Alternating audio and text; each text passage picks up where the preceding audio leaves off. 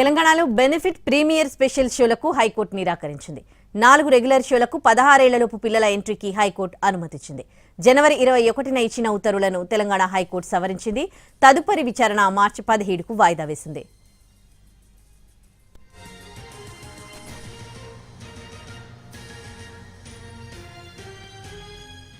తెలంగాణలో benefit premier షోలకి సంబంధించి ఇవాళ హైకోర్టులో విచారణ జరిగింది. బెనిఫిట్ ప్రీమియర్ స్పెషల్ షోలకు నిరాకరించింది హైకోర్టు. 4 రెగ్యులర్ షోలకు 16 ఏళ్లలోపు పిల్లల ఎంట్రీకి హైకోర్టు అనుమతించింది. పూర్తి డీటెయిల్స్ ని మా ప్రతినిధి, మా live input editor, crime input editor Ramesh Vaitla అందిస్తారు.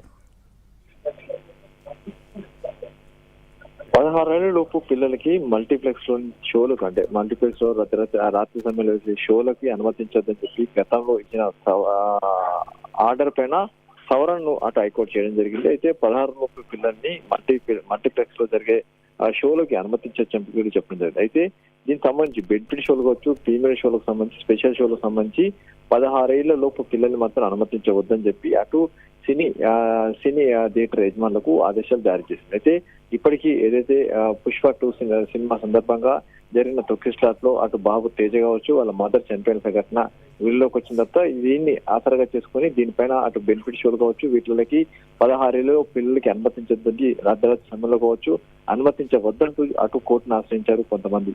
దీనిపై కోర్టు మొదటిసారిగా 16 లోపు పిల్లలకి మల్టీప్లెక్స్ లో షోలకు అనుమతించద్దు అని చెప్పి కూడా ఒక ఆదేశాలు జారీ చేసింది. దాన్ని మళ్ళీ సవరణ చేస్తూ ఇప్పుడు తాజాగా కొత్త ఆదేశాలు పడింది. 16 ఏళ్ళ పిల్లలకి మల్టీప్లెక్స్ లో షోలకి అనుమతించవచ్చు అని చెప్పి కూడా పేర్కొంది. దాంతో పాటు చూసినట్టయితే బెనిఫిట్ షోలు, ప్రీమియర్ షోలు, స్పెషల్ షోలకు మాత్రము పిల్లల్ని 16 ఏళ్లలో పిల్లల్ని మాత్రం ఎట్టి పరిస్థితుల్లో అనుమతించవద్దు అని చెప్పి కూడా ఆదేశాలు ఇచ్చింది. కాబట్టి దీనిపైన ఇప్పుడు ఫర్దర్ గా బెనిఫిట్ షోలు కావచ్చు ఇక్కడ ఎట్టి పరిస్థితుల్లో పిల్లల్ని అనుమతించని చెప్పడం జరిగింది. మరోవైపు అన్ని షోలకు 16 ఏళ్ళలో పిల్లల్ని మల్టీప్లెక్స్ అనుమతించవచ్చని కూడా పేర్కొనడం జరిగింది. ఈ కేసుని మార్చి 17వ తేదీకి వాయిదా వేసింది court. Right, thanks for the updates Ramesh Vaitla.